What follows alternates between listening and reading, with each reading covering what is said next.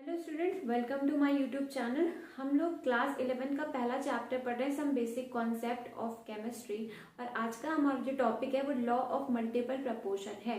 कल हम लोगों ने पढ़ा था लॉ ऑफ कांस्टेंट प्रपोर्शन के बारे में, उस पर बेस्ड हमने क्वेश्चन किए थे। लॉ ऑफ कांस्टेंट प्रपोर्शन क्या कहता है? कहता है कि a chemical compound always contain same element in fix proportion by mass. ठीक है, वो किस पे डिपेंड नहीं करता, वो सोर्स पे डिपेंड नहीं करता और मेथड ऑफ प्रिपरेशन पे डिपेंड नहीं करता। फॉर एग्जाम्पल, मैंने कल आपको बताया था कि जब CO2 बन रहा है तो CO2, एक तो मैंने कार्बन को जलाया, मतलब कंबशन रिएक्शन।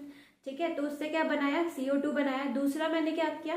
दूसरा मैंने लाइमस्टोन को हीट किया। जब लाइमस्टोन को हीट किया तो क्या बना? CaO plus CO2। ठीक है, तो जो CO2 दोनों क्या बोलते रिएक्शंस में बने, वो CO2 हम फिक्स कार्बन और फिक्स ऑक्सीजन से मिलके बने। ठीक है, फिक्स रेशियो में बाय 1:2 के रेशियो में ये क्या बनाया? CO2 बनाया। समझ में आया? तो वो मेथड ऑफ प्रिपरेशन हमने किस मेथड से प्रिपेयर किया उस पर डिपेंड नहीं करता और सोर्स पे डिपेंड नहीं करता। समझ में आया? ओरिजिन पे डिपेंड नहीं करता। तो आज हम पढ़ेंगे लॉ ऑफ मल्टीपल प्रपोर्शन के बारे में। चलिए देख लेते हैं। पिछले क्लास का रिवाइज भी हो गया और मैंने इस पे क्वेश्चन भी करा दिए। आई होप आपको क्लियर हो। आज हम लॉ ऑफ मल्टीपल प्रपोर्शन पढ़ेंगे। तो व्हेन चलिए वो देख लेते हैं। When different masses of one element combined with fix mass of other element to form different compounds. आप जानते हैं जब एलिमेंट्स कंबाइन करते हैं, जब एक से ज्यादा एलिमेंट्स कंबाइन करते हैं तो उससे डिफरेंट तरह के कंपाउंड्स बनते हैं। ठीक है, यहाँ पे बस ये कह रहा है कि एक एलिमेंट का मास फिक्स होगा और दूसरे एलिमेंट का मास वेरी करेगा। ठीक है, तो और वो किस रेशियो में वेरी करेगा? In the ratio of simplest whole number ratio. ठीक है, ये जो मास वेरी करेंगे, ये बोल रहे हैं डिफरेंट मास। ये जो डिफरेंट मास हैं वो क्या होने चाहिए? Should be in the ratio of simplest whole number. ठीक है, फॉर एग्जाम्पल से ज्यादा समझ में आएगा। देखिए हमारे पास ये क्या है? कार्बन है। ठीक है, कार्बन के मैंने 2 एटम्स ले लिए। ठीक है, प्लस मैंने हाइड्रोजन लिया। ओके, जब मैंने हाइड्रोजन लिया तो इससे क्या बनाया? डिफरेंट तरह के कंपाउंड्स बनाए। आप जानते हैं जब कार्बन और हाइड्रोजन बनता है तो इससे डिफरेंट तरह के हाइड्रोकार्बन्स बनते हैं। ठीक है, तो इसे क्या बोलेंगे बेटा? ऑर्गेनिक केमिस्ट्री में आप जानते हो, very familiar, that is ethane. इसे क्या बोलेंगे? ईथीन। और इसे क्या बोलेंगे? इथाइन। है ना? ठीक है, तो यहाँ पे अगर मैं पूछूं कार्बन का जो मास है वो कितना है, तो कार्बन का मास यहाँ पे 24 है, क्योंकि एक कार्बन का मास कितना होता है? 1 कार्बन एटम का मास कितना होता है? 12 ग्राम होता है। तो यहाँ पे 2 है, 2 मैंने एटम लिया तो कितना होगा? 12 × 2 दैट इज 24। तो 24 ग्राम्स क्या है? कार्बन का यहाँ मास है। ठीक है, तो 24 ग्राम्स यहाँ भी मास है और नीचे भी 24 ग्राम्स है और यहाँ भी क्या है? 24 ग्राम्स है कि नहीं है? अब मैं आपसे हाइड्रोजन का पूछूं तो बताइए, हाइड्रोजन का बेटा यहाँ पे 6 ग्राम्स है, यहाँ पे 4 ग्राम्स हो गया और यहाँ पे 2 ग्राम्स है। तो आप देखिए कौन वेरी कर रहा है? ये तो फिक्स है हमारा, ये क्या है? ये फिक्स मास है। ठीक है ना, इस एलिमेंट का मास क्या है? फिक्स है। बट यहाँ पे देखें तो ये क्या कर रहा है? वेरी कर रहा है। इसका मास क्या हो रहा है? वेरी कर रहा है। ये है वेरी करने वाला मास। इसका मास जो है वेरी कर रहा है। क्यों? यहाँ पे देखिए 6 ग्राम हुआ, यहाँ पे 4, यहाँ पे आ गया 2। तो देखिए 6:4:2। ठीक है, 3:2:1। देखिए पाया ना?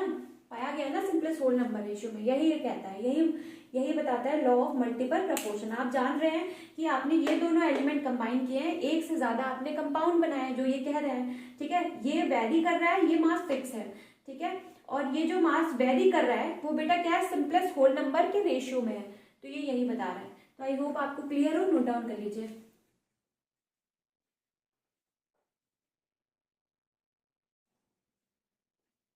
चलिए बेटा लॉ ऑफ मल्टीपल प्रपोर्शन पे बेस्ड क्वेश्चन करते हैं। देखिए आपके पास 2 कंपाउंड दिए हैं, एक है वाटर, क्या है?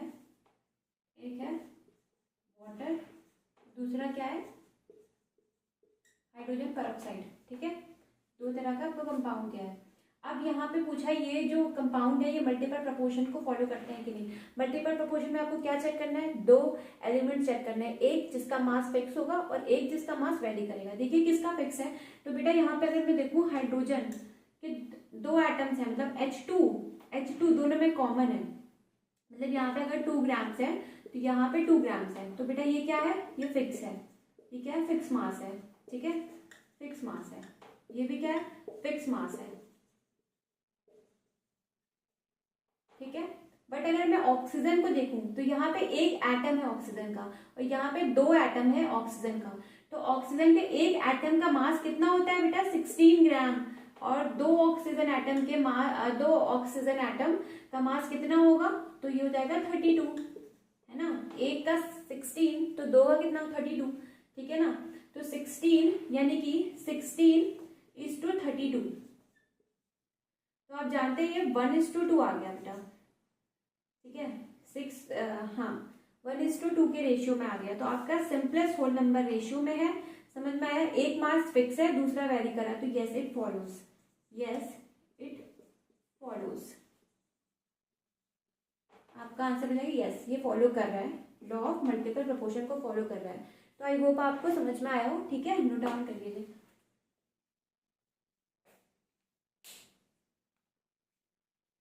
कर लिया नोट डाउन, तो आइए दूसरे पे चलते हैं। ऐसे ही आपको अभी तो आप 2 है, 2 से ज्यादा भी कंपाउंड दे सकता है आपको। ठीक है ना, तब कैसे करेंगे, तब भी ऐसे ही अप्रोच तो यही है। ठीक है, जैसे कि फॉर एग्जाम्पल ब्लैक पेन,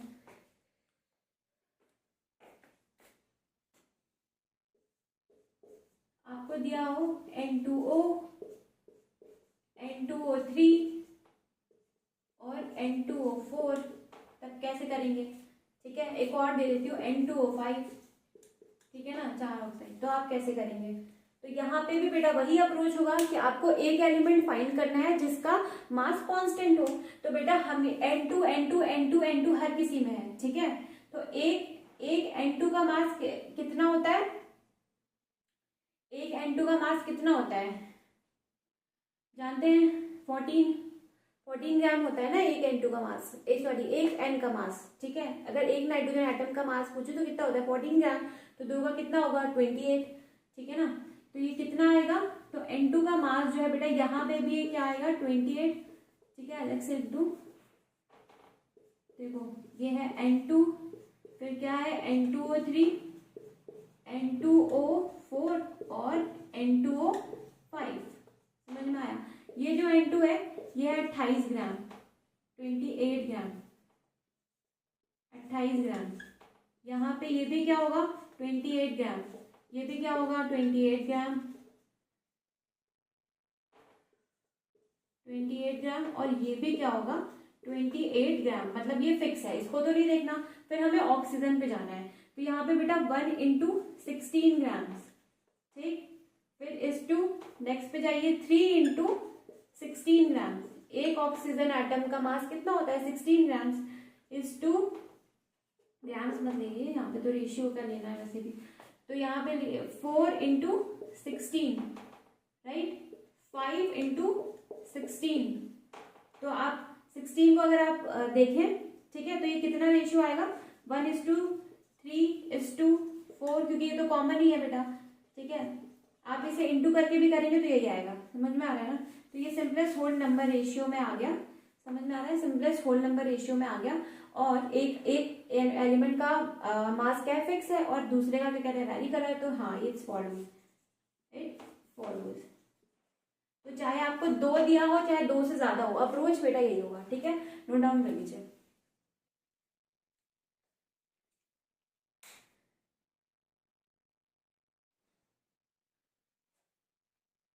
देखिए बेटा ये क्वेश्चन करते हैं। इन analysis it was found that black oxide of copper and red oxide of copper contain 80 and 89% of copper. तो ये कह रहे हैं कि 2 एनालिसिस इन्होंने की, एक था ब्लैक ऑक्साइड था ठीक है। तो ब्लैक ऑक्साइड में कितना कॉपर था, 80%, है ना। तो ब्लैक ऑक्साइड बोल रहा है कॉपर कितना है, कॉपर दिया हुआ है 80%, ठीक है। तो 80%, यहाँ पे 80% कॉपर का मतलब क्या होगा कि बेटा 80 ग्राम 80 gram of copper, 80 gram of copper present in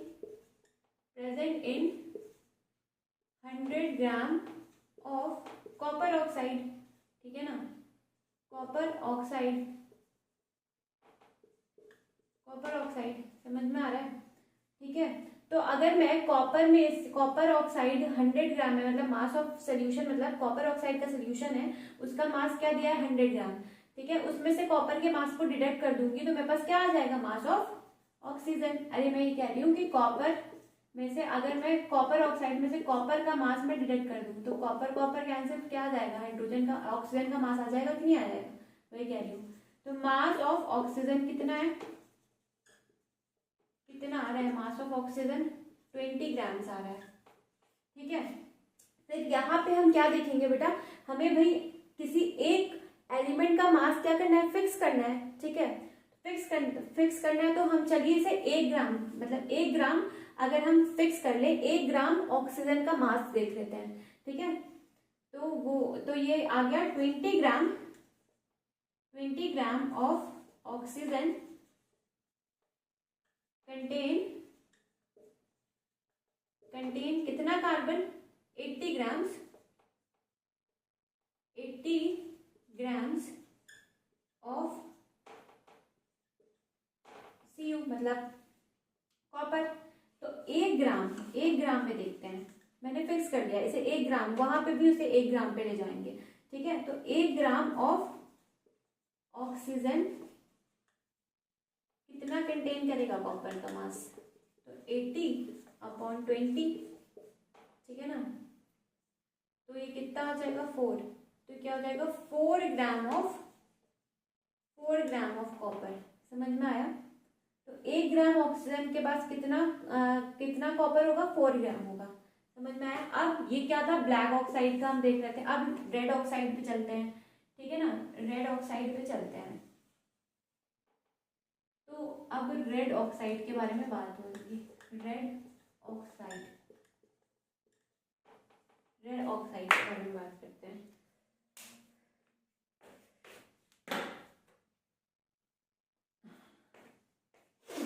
red oxide में कितना है, 89 ग्राम है क्या कॉपर का, तो देखिए, तो ये कितना दिया हुआ है, तो 89 ग्राम ऑफ कॉपर का मतलब क्या हुआ, जो मैंने यहाँ पे बताया, क्या 89 gram of copper present in 100 gram of copper oxide, है ना। तो अब फिर से मेरे को क्या करना होगा, मेरे को ऑक्सीजन का मास निकालना होगा। तो कैसे निकालेंगे, 100 में से 89 को घटा देंगे तो हमारे पास क्या आ जाएगा, ऑक्सीजन का मास। तो कितना आ रहा है, 11 ग्राम्स आ रहा है कि नहीं आ रहा है। फिर से हमें इसे क्या ले जाना पड़ेगा, फिक्स करने के लिए हमें क्या करना है, फिक्स करना है। इसका मास फिक्स कैसे करेंगे, जब हम 1 ग्राम के ऊपर ले जाएंगे। तो इसका भी हम 1 ग्राम पे देखते हैं मास, ठीक है। तो जैसे कि लिखते हैं 11 grams of oxygen contain 89 grams of copper, है ना। तो 1 ग्राम ऑफ ऑक्सीजन के पास कितना मास होगा कॉपर का, 89 अपॉन क्या आएगा 11, ठीक है। तो लगभग इसे क्या मानेंगे, लगभग इसे 9.9 मान लेंगे, ठीक है।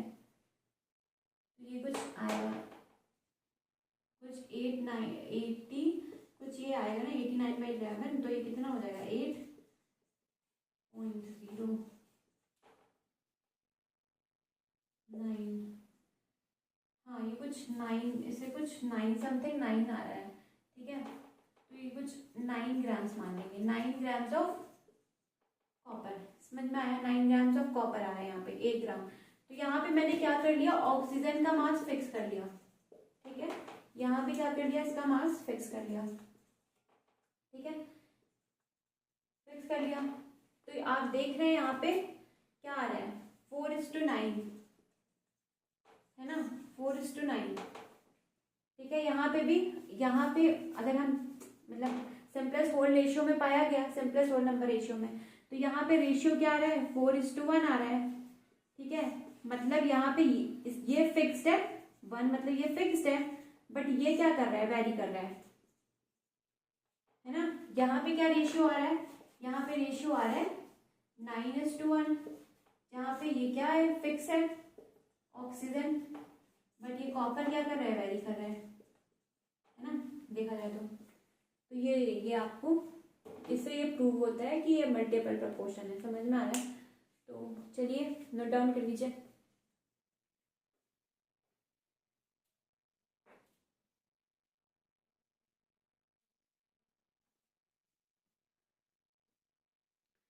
अगर यहाँ पे भी 4:1 आ जाता तो हम क्या कहते हैं, ये कांस्टेंट प्रपोर्शन है, जो मैंने कल के वीडियो में कराया था आपको, ठीक है।